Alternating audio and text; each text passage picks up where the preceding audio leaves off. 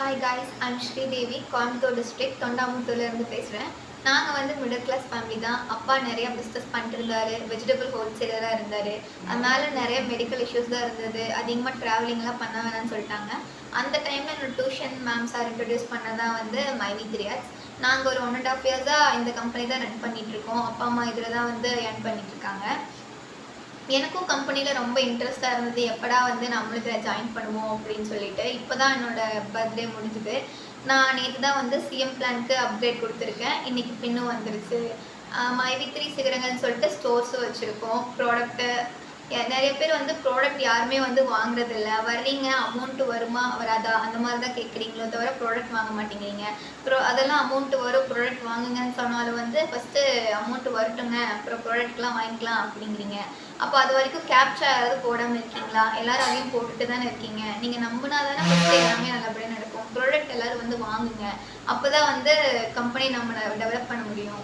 4 மாதமாக வந்து இன்கம் வராமல் தான் இருக்குது. யாருக்குமே சேலரி வந்து கிடையல. இருந்தாலும் வந்து நாங்கள் எப்படி சிஎம்க்கு அப்கிரேட் கொடுத்தோம் அப்படின்னா வந்து அப்பா சின்ன வயசுலேருந்தே 5, 10ன்னு போட்டு வச்ச சேவிங்ஸ் எடுத்து தான் வந்து இப்போது சிஎம் பிளானுக்கு அப்கிரேட் கொடுத்துருக்கேன். அதை வச்சு தான் இப்போ நான் அதோட நம்பிக்கையில் தான் இருக்கும். அப்போ ஒரு பர்த்டே கிஃப்ட்டு அதுதான் எனக்கு பண்ணி கொடுத்தாரு. அந்த சேவிங்ஸ் எடுத்து ஃபேமிலி சுச்சுவேஷனுக்காக யூஸ் பண்ணல, அப்கிரேட்காக கொடுத்துருக்கோம். மைவி 3 அப்படின்னு சொன்னாலே வந்து வாழ வைத்து வாங்குறத கான்செப்ட். ஆனால் என்னோட கான்செப்ட் வந்து வருங்கால வாழ்க்கைக்கான வளர்ச்சி பாதை. இப்படி தான் நானும் சொல்லுவேன், பேரண்ட்ஸும் அப்படி தான் சொல்லுவாங்க.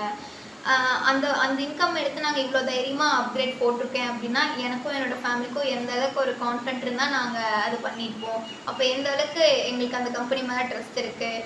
வெளியே இருக்கிறவங்க என்ன சொன்னாலும் உள்ள கம்பெனிக்குள்ளே இருக்கிற மெம்பர்ஸ் நம்ம தான் ஒரு அண்டர்ஸ்டாண்டிங்காக இருக்கணும். வெளியே சொல்கிறவங்ககிட்டையும் நம்ம தான் புரிஞ்சு பேசணும். ஆனால் உள்ளே இருந்துகிட்டே நம்மளே வருமா வராதா அப்படின்னு சொல்லிட்டு புரியாமல் நிறைய பேர் இருக்காங்க.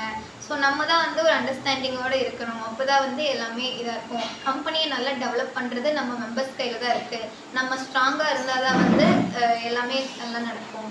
இப்போ கம்பெனி வேறு நம்ம வேறு இல்லை. நம்ம தான் கம்பெனி, கம்பெனி தான் நம்ம ஃபஸ்ட்டு கம்பெனி நம்பலை அப்படின்னா நம்ம நம்பலன்னு அர்த்தம்.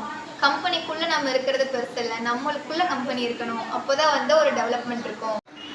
நம்மளுக்கு யாரோட சப்போர்ட்டும் தேவையில்லைங்க. நம்மளுக்கு நம்மளோட சப்போர்ட் இருந்தால் போதும். நம்ம கடவுளோட சப்போர்ட்டும் நம்மளுக்கு அதிகமாகவே இருக்கும்.